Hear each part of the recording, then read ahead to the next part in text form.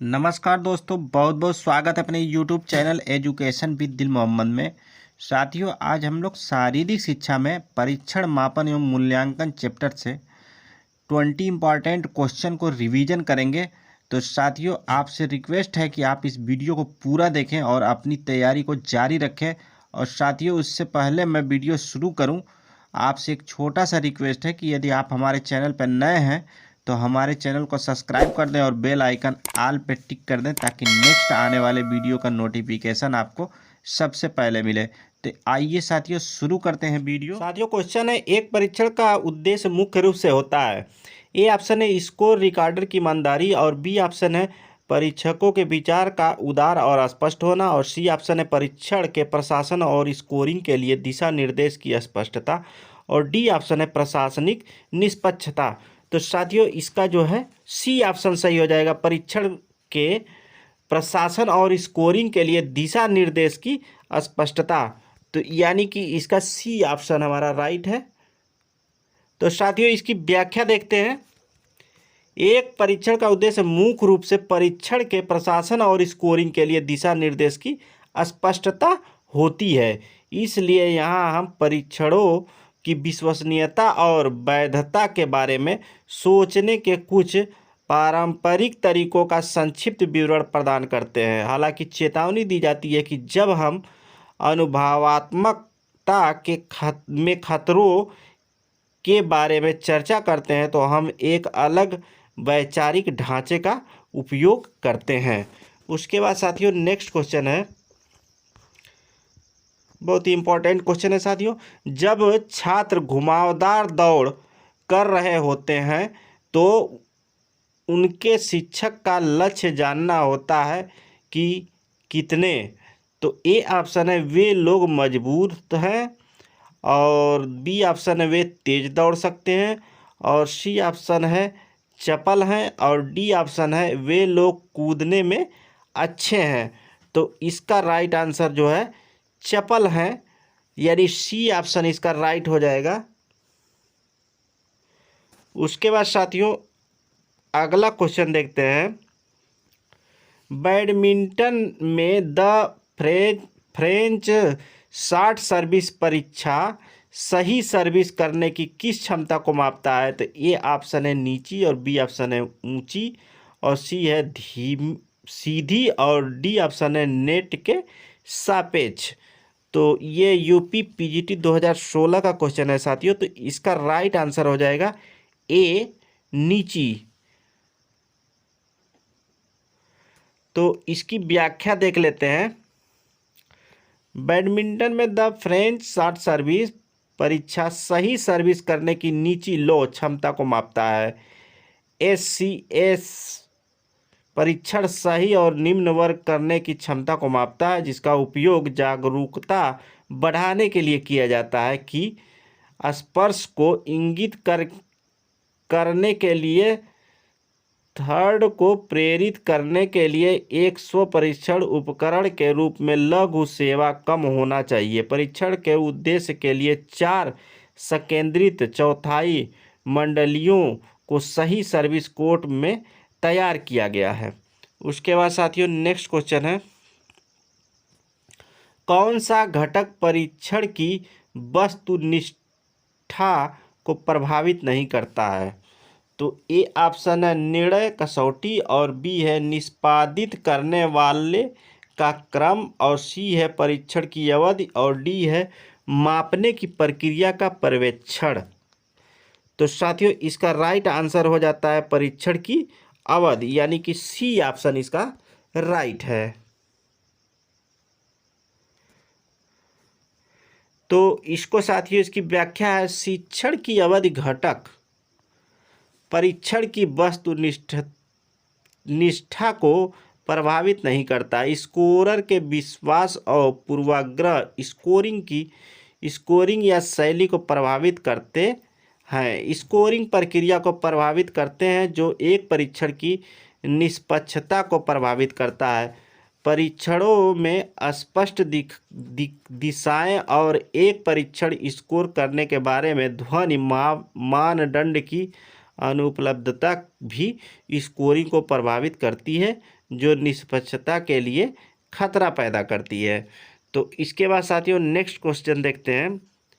JCR परीक्षण मापता है, तो JCR परीक्षण क्या मापता है साथियों? ए ऑप्शन में है मूलभूत कौशल योग्यता, बी है सामान्य गामक योग्यता, और सी है खेलने की योग्यता, और डी है मानसिक योग्यता।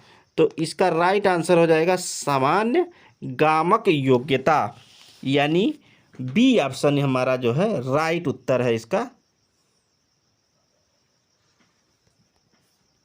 इसकी व्याख्या है साथियों, सामान्य गामक योग्यता को JCR परीक्षण मापता है। JCR परीक्षण jump, chin and run test. यह परीक्षण BE फिलिप्स 1957 द्वारा व्यक्तियों की क्षमता को मापने के लिए किया गया था, ताकि वे मूलभूत मौलिक मोटर कौशल का प्रदर्शन कर सकें, जो शक्ति, गति, चपलता और सहनशीलता से संबंधित है।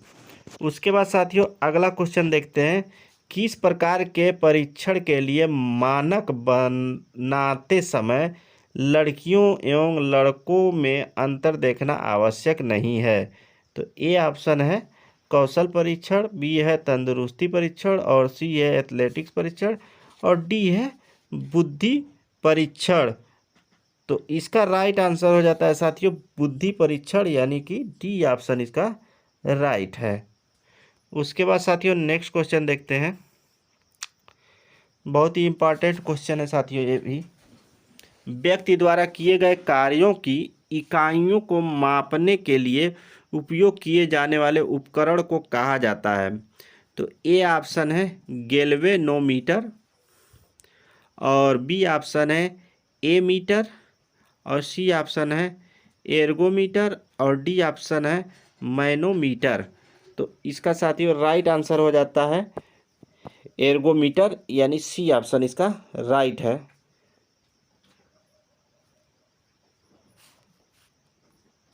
इसकी साथियों व्याख्या है, व्यक्ति द्वारा किए गए कार्यों की इकाइयों को मापने के लिए उपयोग किए जाने वाले उपकरण को एर्गोमीटर कहा जाता है। एर्गोमीटर ग्रीक शब्द एर्गन से आया है, जिसका अर्थ है काम, और मेट्रोन जिसका अर्थ है माप। एर्गोमीटर का शाब्दिक अर्थ है कार्य मापक। उसके बाद अगला क्वेश्चन है। एक टेस्ट जिसमें स्कूली बच्चों को पास पास रखी हुई बाधाओं को पार करते हुए दौड़ना होता है उसे कहा जाता है?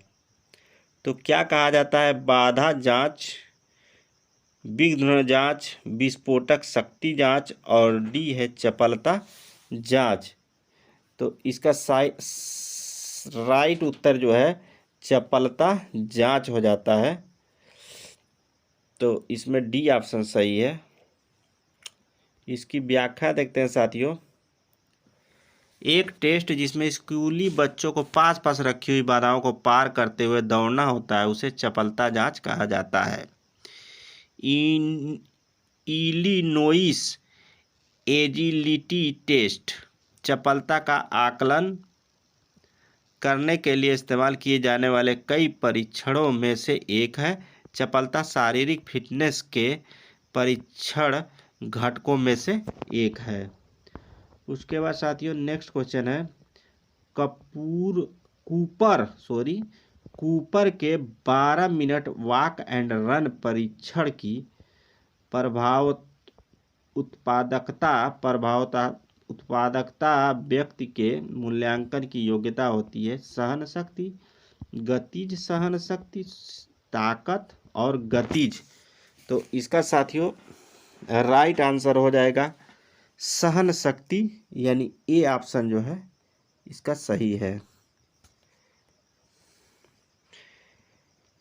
इसकी व्याख्या कूपर के 12 मिनट वॉक एंड रन परीक्षण की उत्पादकता व्यक्ति के सहन शक्ति मूल्यांकन की योग्यता होती है। कूपर 12 मिनट का रन एरोबिक फिटनेस का एक लोकप्रिय मैक्सिमम रनिंग टेस्ट है, जिसको प्रतिभागी 12 मिनट में जितनी दूरी तय कर सकते हैं उतनी दूरी तय करते हैं। उसके बाद साथियों अगला क्वेश्चन है पुल अप लड़कों के लिए और हाथ लटकाने का परीक्षण लड़कियों के लिए युवाओं के तंदुरुस्ती परीक्षण AAPHAR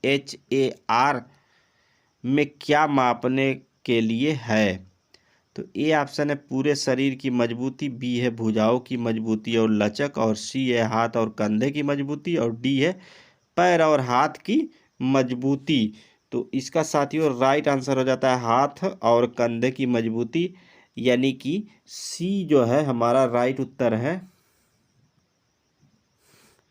उसके बाद अगला क्वेश्चन है, इसकी व्याख्या है साथियों पुल अप लड़कों के लिए और हाथ लटकाने का परीक्षण लड़कियों के लिए युवाओं के तंदुरुस्ती परीक्षण AAPHAR में हाथ और कंधे की मजबूती मापने के लिए है। मोटर फिटनेस के घटक चपलता, संतुलन, समन्वय है जो गति और शक्ति और अंत में प्रतिक्रिया समय को बढ़ाता है। निम्नलिखित वस्तुओं को युवा फिटनेस टेस्ट बैटरी में शामिल किया गया था। लड़कों के लिए खींचो और लड़कियों के लिए लचीले हाथ।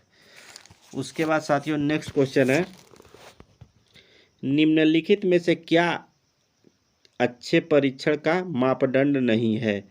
तो वस्तुनिष्ठता, व्यक्तिपरकता, विश्वसनीयता, और डी ऑप्शन है वैधता। तो इसका साथियों राइट आंसर हो जाता है व्यक्तिपरकता जो है अच्छे परीक्षण का माप नहीं है। तो इसका बी ऑप्शन हमारा सही है।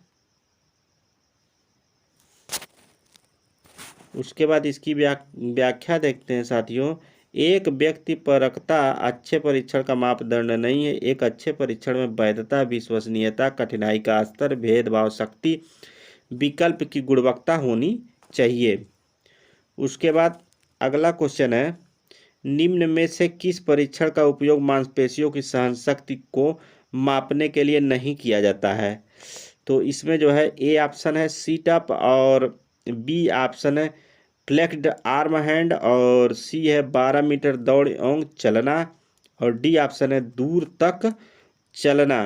तो इसका राइट आंसर हो जाता है साथियों 12 मीटर दौड़ एवं चलना। ठीक है, मांसपेशियों की सहनशक्ति मापने के लिए नहीं किया जाता है ये। तो ये जो है सी ऑप्शन इसका राइट उत्तर है।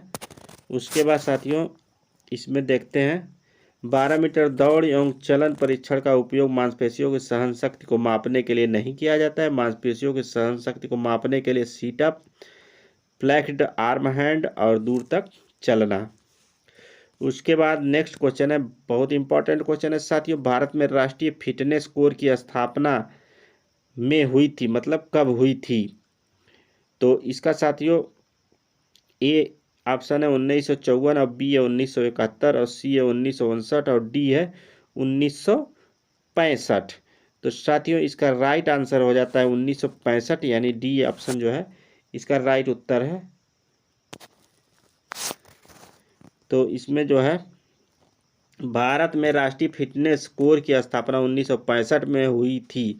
हमारे देश में शिक्षा के इतिहास में पहली बार वर्ष 1965-1966 के बाद में राष्ट्रीय स्वास्थ्य कोर की शीर्षक के तहत शारीरिक शिक्षा का एक एकीकृत कार्यक्रम अनिवार्य किया गया था। उसके बाद साथियों नेक्स्ट क्वेश्चन है मैकडॉनल्ड्स फुटबॉल परीक्षण में शामिल है। तो इसमें जो है ए ऑप्शन है बैक बोर्ड पर फुटबॉल को जमीन पर गिरे बिना मारना।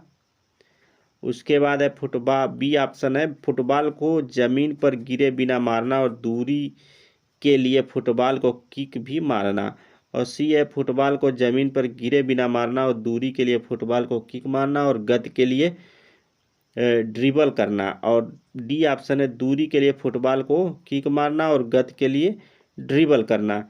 तो साथियों जो है इसका राइट आंसर हो जाता है साथियों ए बैक बोर्ड पर फुटबॉल को जमीन पर गिरे बिना मारना।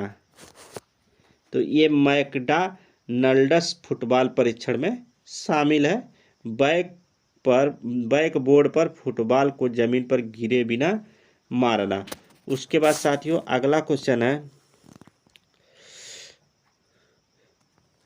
परिपथ प्रशिक्षण पद्धति का विकास आर ई मार्गन और जीटी एडमसन ने 1953 में कहाँ किया था?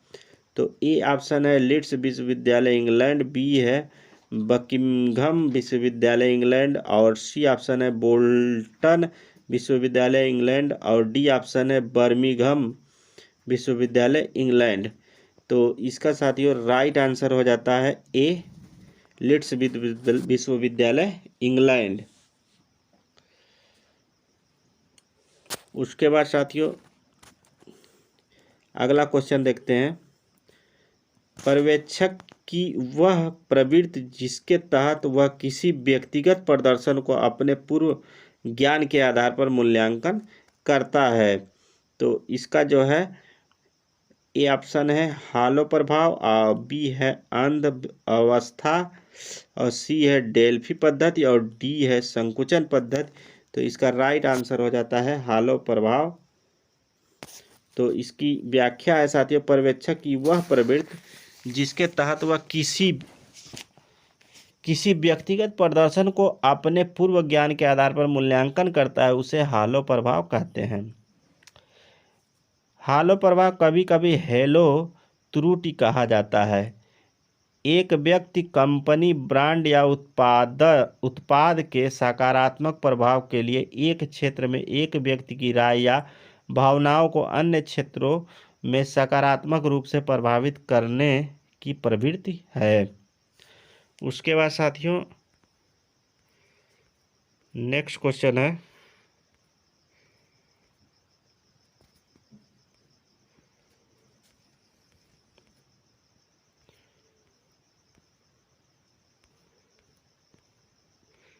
निरंतर गति उत्पादक परीक्षण द्वारा मापन किया जाता है। यानी निरंतर गति उत्पादक परीक्षण द्वारा क्या मापा जाता है साथियों?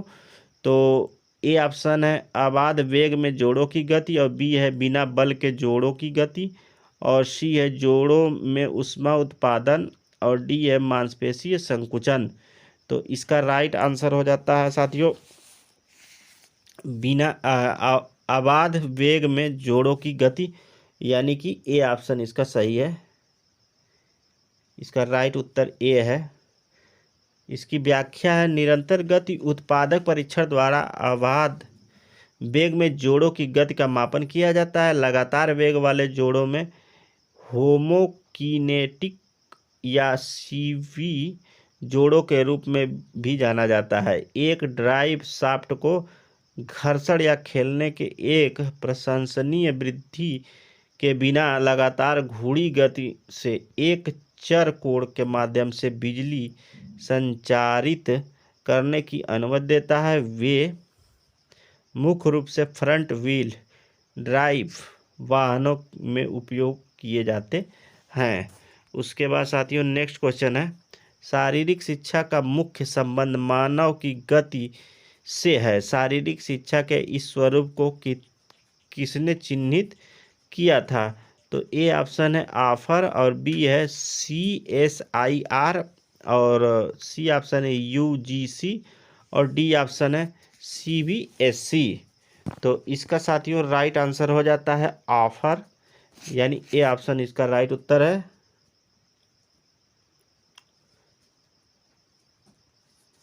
तो इसकी साथियों व्याख्या है शारीरिक शिक्षा का मुख्य संबंध मानव की गति से है। शारीरिक शिक्षा के इस स्वरूप को आफर ने चिन्हित किया था।